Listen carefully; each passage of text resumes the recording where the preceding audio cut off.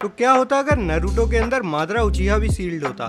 तो ये कहानी शुरू होती है मादरा के मरने के साथ। अब वैसे तो लोग मरने के बाद आफ्टर लाइफ में जाते हैं, लेकिन मादरा लिम्बो में ही रह जाता है। उसे खुद भी नहीं पता था कि ऐसा क्यों हो रहा है, और क्योंकि लिम्बो में टाइम बाहर के मुकाबले बहुत ज्यादा धीरे मूव करता है, तो मादरा कई सालों तक लिम्बो में ही फंसा रह जाता है, पूरी तरीके से अकेला। तब उसे एक अजीब सा क्रीचर दिखाई देता है, जो कि कोई और नहीं बल्कि शिनिगामी था, जो कि मादरा को उसके एक्शंस का रिएक्शन दिखाता है। एक ऐसा फ्यूचर जहाँ सभी इंसान व्हाइट ज़ेत्सु बन चुके हैं, और कागिया उन्हें प्रिपेयर कर रही थी ओत्सुत्सुकी से लड़ने के लिए। कैसे ज़ेत्सु हमेशा से उसका इस्तेमाल कर रहा था, और कैसे उसकी वजह से पीस आने के बजाय पूरी दुनिया से इंसानियत ही खत्म हो गई थी। अब शिनिगामी मादरा से बोलता है कि इन सबको सिर्फ चाइल्ड ऑफ प्रोफेसी ही रोक सकता है, जिसे ओबिटो ने निपटा दिया है। मादरा पूछता है कि कोई तो रास्ता होगा, टाइम में पीछे जाके ओबिटो से बात करूंगा, जिस पर शिनिगामी बोलता है वो रिन पगलू तेरी बात नहीं सुनेगा, अब बस एक ही रास्ता है, तेरी सोल को नारुतो के अंदर सील होना होगा और तुझे चाइल्ड ऑफ प्रोफेसी को गाइड करना होगा। उसके पास तेरी सभी पावर्स भी होंगी, जिनका अच्छे से यूज करना भी तुझे नारुतो को सिखाना होगा। यही एक तरीका है जिससे तू अपनी मिस्टेक्स को रेक्टिफाई कर सकता है, और ऐसे भयानक फ्यूचर से तू दुनिया को बचा सकता है। अब मादरा के पास और कोई चॉइस भी नहीं थी, तो वो भी शिनिगामी की बात को मान लेता है। तभी शिनिगामी बोलता है चल भाई, समय आ गया है, मुझे समन किया जा रहा है, टाइम आ चुका है तेरी मिस्टेक्स को रेक्टिफाई करने का।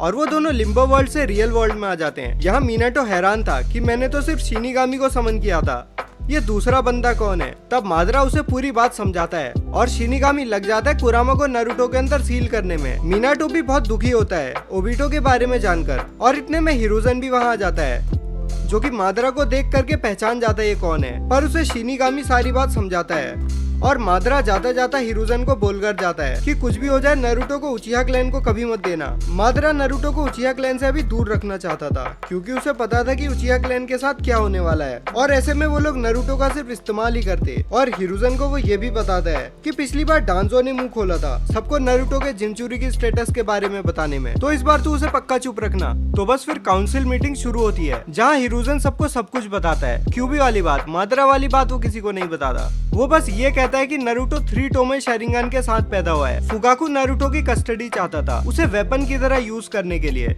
और डांजो भी यही चाहता था।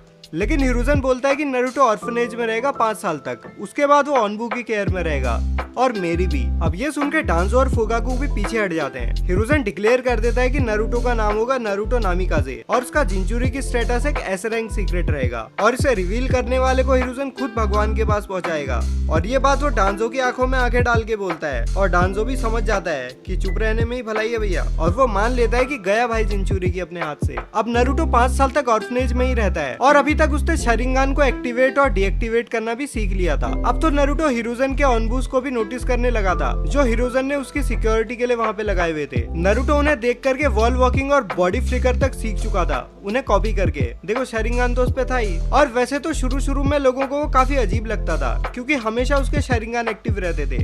लेकिन जब से उन्हें इन्हें डीएक्टिवेट करना सीखा है, चीजें काफी नॉर्मल हो चुकी हैं। इस स्टोरी में भी नारुतो थोड़े बहुत प्रैंक्स करता था, पर क्योंकि इस बार क्यूबी का किसी को पता नहीं था, तो लोग उसके प्रैंक्स को बच्चे की शैतानी की तरह ही देखते थे। हिरुzen ने भी विलेजर्स को ये बताया था कि मीनाटो के पेरेंट्स में से एक उचिहा था, और कुशिना क्यूबी को अपने साथ ही आफ्टर लाइफ में ले गई थी, और अब सिर्फ उनका ये बेटा नारुतो नामिकाजे ही बचा है। कुल मिला के नारुतो को विलेजर से अच्छा ट्रीटमेंट मिलता है, और अब बारी आ गई थी ओनबूस के पास भेजने की नारुतो को, और ककाशी नारुतो को ओनबू हेडक्वार्टर्स में लेकर के आता है। यहाँ नारुतो की हल्की फुल्की ट्रेनिंग शुरू हो जाती है। डेली नारुतो को 4 घंटे ट्रेन किया जाता है, जिसके बाद नारुतो या तो ट्रेन ही कर रहा होता है, या तो वो कुछ ना कुछ उल्टी सीधी हरकतें करता रहता है। तो 1 साल नारुतो ऐसे ही ट्रेन करता है, और अब इताची भी ओनबू में आ चुका था, तो उसे भी नारुतो से मिलने का मौका मिलता है। जब नारुतो उसकी ड्रेस को पिंक कलर का बना देता है, और इताची नारुतो के पीछे पड़ा होता है, तो ऐसे ही नारुतो और इताची मिलते हैं। फुगाकू ने नारुतो के बारे में इताची को बताया तो था, पर असलियत में जैसा फुगाकू ने बताया था, नारुतो उससे काफी ज्यादा अच्छा था। इताची नारुतो को वैसे हरा तो देता था, लेकिन रॉ पावर में नारुतो इताची से बहुत आगे था। इताची के साथ नारुतो काफी ट्रेन करता है, और इताची ने नारुतो को शरिंगन यूज करना भी बहुत अच्छे से सिखा दिया था। बोले तो उसे बिल्कुल एक्सपर्ट बना दिया था। नारुतो अब लोगों के मूव्स को अच्छे से प्रिडिक्ट कर पा रहा था, और उसका गेंजुत्सु भी बेस शरिंगन के हिसाब से बहुत ज्यादा अच्छा हो गया था।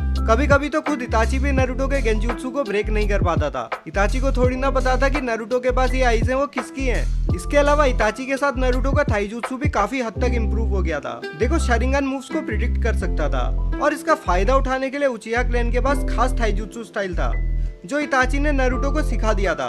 बढ़िया तरीके से सिखा दिया था। तो अपना नारुतो तैयार था बाहर की दुनिया में कदम रखने के लिए, पर हिरुज़न तैयार नहीं था। इसलिए वो नारुतो को थोड़ा और रोकता है और नारुतो को शैडो क्लोन जुत्सु भी सिखाता है, ये सोच करके कि नारुतो के पास तो बहुत सारा चाकरा है। पर नारुतो हिरुज़न को फिर से हैरान कर देता है जब वो शैडो क्लोन्स को यूज करता है ट्रेनिंग के लिए। इससे नारुतो के सीखने की स्पीड काफी हद तक बढ़ जाती है और नारुतो अब निंजुत्सु भी सीखना शुरू कर देता है। और नारुतो का फायर स्टाइल के ऊपर गॉड लेवल का कंट्रोल था। नारुतो ने काफी सारे फायर जुत्सु सीख लिए थे जिन्हें नारुतो सिर्फ एक हैंड सील का यूज करके यूज कर सकता था। इसके अलावा नारुतो को कुछ लाइटनिंग जुत्सुस भी आते थे। इधर नारुतो के माइंड स्केप में मादरा, जो कि अभी तक डोरमेंट था, वो अवेकन हो जाता है और कुरामा के पास उसके लिए बहुत सारे सवाल थे। पर मादरा अभी उठा था और ज्यादा बोलने के वो मूड में नहीं था, क्योंकि जो फ्यूचर उसने देखा था उसमें कुरामा नारुतो का एक बहुत अच्छा एलाय था। तो मादरा कुरामा के साथ फिस्ट बम्प करता है और जो कुछ भी मादरा को पता था वो सब अब कुरामा को भी पता था। अब हिरुज़न के पास भी कोई रीजन नहीं था नारुतो को रोक के रखने का, तो वो एक स्पेशल टीम बनाता है जिसका नाम था टीम रो। इस टीम का लीडर था ककाशी और ककाशी के अलावा इस टीम में थे नारुतो, युगाओ और यामाटो। अब हिरुज़न इन्हें इनका पहला मिशन देता है। क्लाउड विलेज का नया एम्बेसडर कोनोहा में आया है, जिसके आने का मोटिव क्या था इस पे हिरुज़न को थोड़ा डाउट था। इसलिए वो टीम रो को उसके पीछे लगाता है उस पे नजर रखने के लिए। अब टीम रो उसके ऊपर नजर रखती है और बहुत जल्द वो हिनाटा को किडनैप करके ले जाने लगता है। और ककाशी नारुतो से बोलता है कि जा और इस मामले से तू निपट अब, लेकिन याद रखना इसको जिंदा पकड़ना है। तो उस क्लाउड एम्बेसडर को नारुतो इंटरसेप्ट करता है और जल्द से जल्द बिना टाइम वेस्ट किए एक गेंजुत्सु कास्ट करता है उसके ऊपर और वो क्लाउड शिनोबी को सुला देता है। जिसके बाद ककाशी उस शिनोबी को और नारुतो हिनाटा को हिरुज़न के ऑफिस में ले आते हैं, जहाँ हियाशी पहले से ही हिरुज़न के साथ होता है। वो टीम रो का थैंक यू भी करता है और नारुतो से बोलता है कि किसी भी सिचुएशन में ह्यूगा क्लैन का सपोर्ट तेरे साथ हमेशा रहेगा। और अब नारुतो टीम रो के साथ ऐसे ही मिशंस पे जाने लगता है। और एक रात जब वो सो रहा होता है तब वो अपने माइंड स्केप में पहुंच जाता है। तब वो मादरा और कुरामा से भी मिलता है, जो बिना कुछ बोले बस उसे फिस्ट बम्प करने को बोलते हैं और उन्हें नारुतो को बिना कुछ समझाए नारुतो को सब कुछ पता चल चुका था। नारुतो मादरा से खुद को ट्रेन करने के लिए भी बोलता है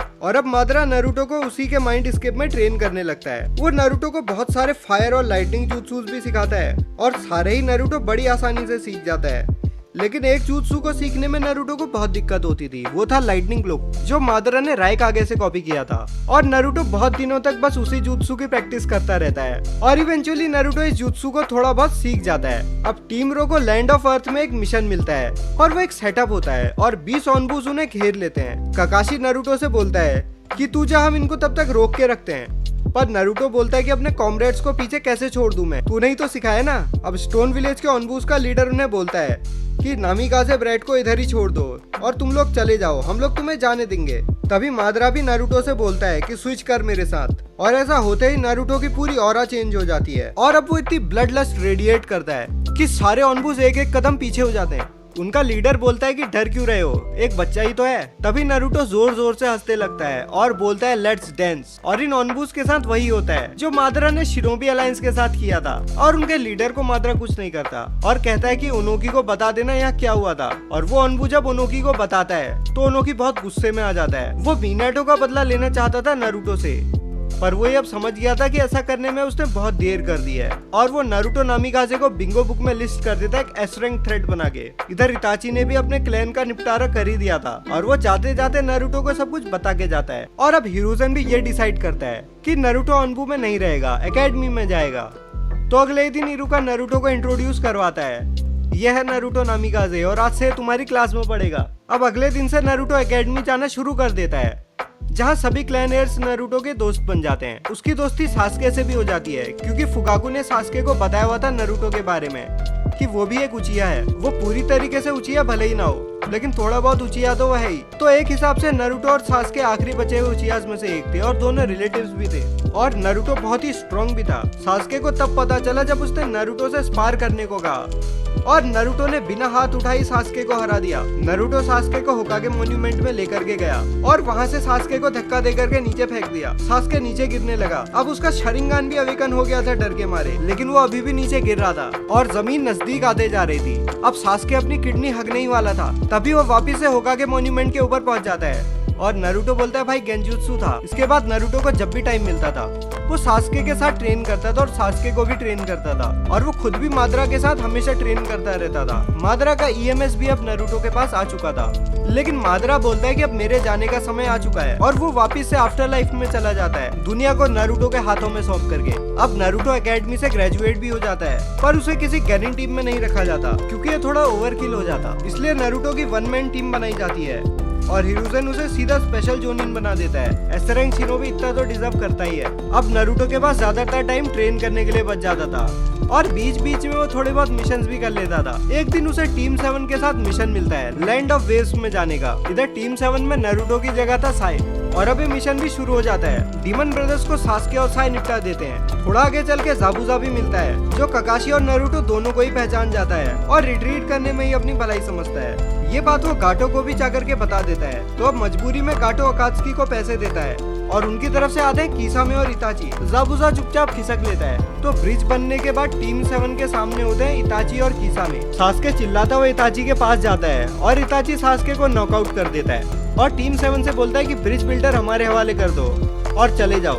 ककाशी कुछ बोलने ही वाला था, लेकिन उससे पहले नारुतो बोल देता है आओ और ले लो। इताची किसामे को रोकने की कोशिश करता है, लेकिन वो नहीं मानता। किसामे अपनी स्वॉर्ड से नारुतो के ऊपर अटैक करने चला जाता है और जब किसामे की स्वॉर्ड नारुतो को लगने ही वाली थी, तभी नारुतो लाइटनिंग क्लोक एक्टिवेट करता है और अगले ही मोमेंट वो किसामे के पीछे खड़ा होता है और अपने हाथ से किसामे को पियर्स कर देता है, बिल्कुल थर्ड राइकागे की तरह। और किसामे की कहानी यहीं तक की थी। फिर नारुतो सामेहादा ककाशी को दे देता है, जिसे ककाशी साइड कर लेता है। इससे ककाशी की एक बहुत बड़ी वीकनेस दूर हो सकती थी, वो थी उसके बहुत छोटे चक्र रिजर्व्स। अब वहाँ गाटो भी आ जाता है जो अकात्सुकी को भी पे नहीं करने वाला था, तो वो इताची को मारने के लिए कुछ बैंडिट्स लाया हुआ होता है, जिन्हें इताची बड़े आराम से ठिकाने लगा देता है और वहाँ से चला जाता है। अब टीम 7 वापस कोनो आ जाती है, जहां उन्हें चूनिन एग्जाम्स के बारे में भी पता चलता है और चूनिन एग्जाम्स वैसे ही चल रहे थे जैसे कैनन में चलते हैं। सास्के को कर्स मार्क भी मिल जाता है और अब सीधा चलते हैं चूनिन एग्जाम्स फाइनल्स में, जहां नारुतो ढूंढ रहा था काबुटो को, लेकिन उसे काबुटो को ढूंढने में बहुत दिक्कत आ रही थी। तभी कोनोहागरा शुरू करने के लिए काबुटो अपना गेंजुत्सु यूज करता है और नारुतो को उसकी लोकेशन मिल जाती है और नारुतो उसे निपटा भी देता है। यहाँ से ककाशी उसे सास्के के पीछे जाने को बोलता है जो गारा से पिट रहा था,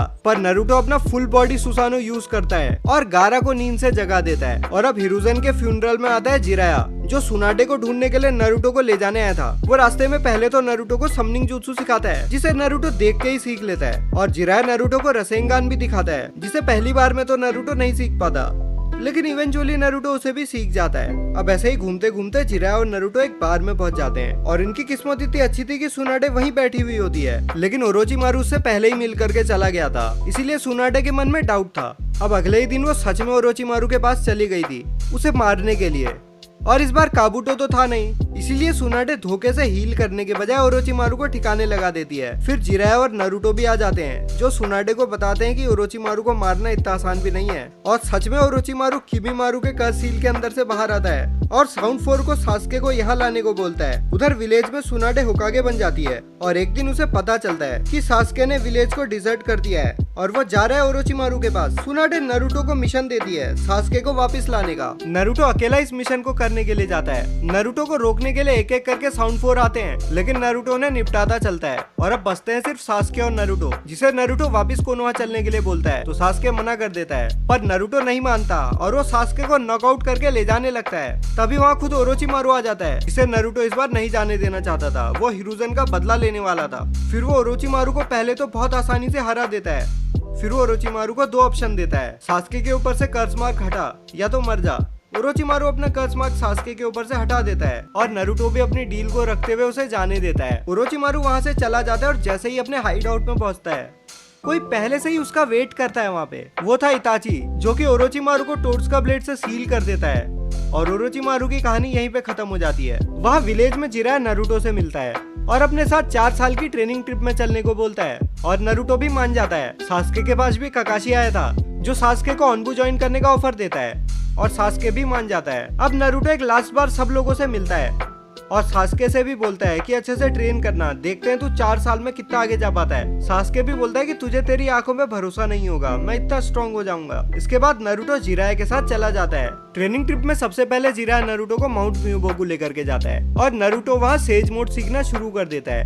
पहले तो नारुतो को बहुत दिक्कत होती है और उसे फुकासाकु से बहुत सारे डंडे भी पड़ते हैं, लेकिन धीरे धीरे करके नारुतो सेज मोड सीख जाता है और एक परफेक्ट सेज बन जाता है। इसके बाद नारुतो फ्रॉग कुमिटे थाईजुत्सु स्टाइल भी सीखता है जिसे वो सेज मोड का पूरा फायदा उठा सके। और इसके अलावा नारुतो अपने रसेंगान में भी एलिमेंट ऐड करने की भी कोशिश करता रहता है और इस कोशिश की वजह से नारुतो रसेन शूरिकेन बना देता है और थोड़े टाइम में वो फायर स्टाइल रसेंगान भी बना लेता है और 1 साल नारुतो ऐसे माउंट म्यूबोकू में ही बिताता है। उसके बाद नारुतो और जिराया माउंट म्यूबोकू से बाहर आ जाते हैं और दुनिया भर में ऐसे ही भटकते रहते हैं और ट्रेन करते रहते हैं। ट्रेन करते करते कुरामा भी नारुतो को केसीएम के बारे में बताता है। जिराया भी नारुतो को उसकी सील की दे देता है और अब नारुतो भी केसीएम सीख जाता है। अब नारुतो कुरामा का चाकरा यूज करके अपना सुसानो एक्टिवेट करता है जो कि केसीएम के गोल्ड कलर का था और नॉर्मल सुसानो से काफी ज्यादा बड़ा था। सास्के भी ओनबू में बहुत सारे मिशंस करता है और उसे भी काफी सारी एबिलिटीज मिल गई थी अभी तक। अब सास्के उचिहा मैसेकर की भी छानबीन करने लगता है और उसे सच का पता चल भी जाता है। जब सास्के इताची को कन्फ्रंट करने जाता है इस पे,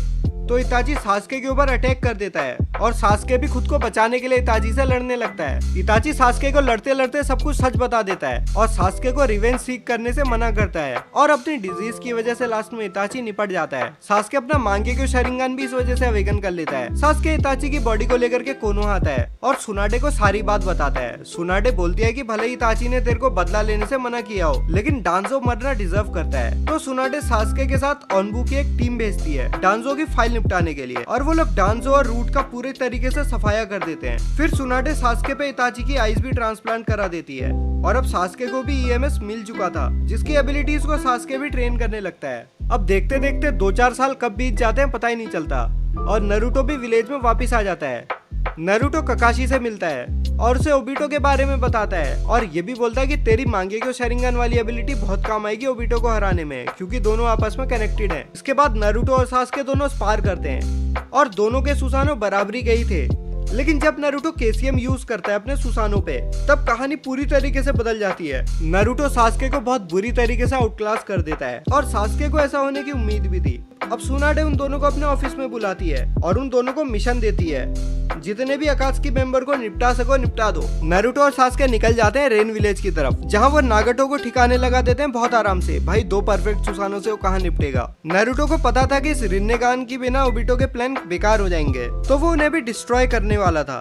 तभी वहाँ ओबिटो आ जाता है उन रिन्नेगान्स को बचाने के लिए, लेकिन नारुतो जल्दी से उन्हें अपने कुनाई पाउच में डाल देता है। उधर हिडान भी आसुमा को मारने ही वाला था, तभी जिराया उसको उसके रिचुअल वाले सर्कल से बाहर निकाल देता है। हिडान और कागुजू भागने की कोशिश कर रहे होते हैं, पर जिराया टोट माउथ पॉइंट का यूज करके उन दोनों की फाइल निपटा देता है। उधर टीम गाय भी पहुंच चुकी थी देदरा और सासोरी के पास। गाय सीधा 7th गेट में एंटर कर लेता है और ली भी 6th गेट में एंटर करता है। नेजी ने भी नारुतो की तरह लाइटनिंग क्लॉक सीख ली थी, तो वह देदरा के सारे बॉम्ब्स को डिफ्यूज करने लगता है और ये लोग भी गारो को बचा लेते हैं और देदरा और सासोरी भी निपट जाते हैं। अब बच जाते हैं ओबिटो और जेत्सु।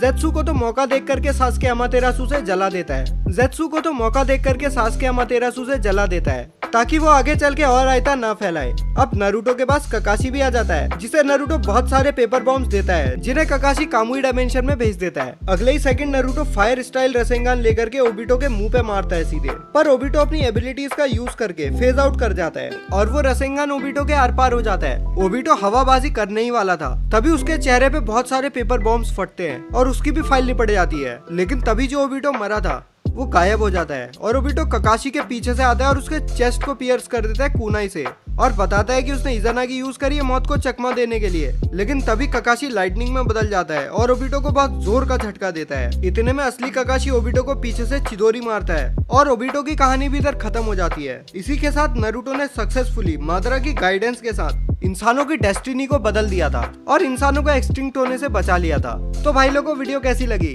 कमेंट में जरूर बताना। सब्सक्राइब कर लो अगर नहीं किया है तो, और एफिलिएट लिंक्स तो जरूर यूज किया करो मेरे।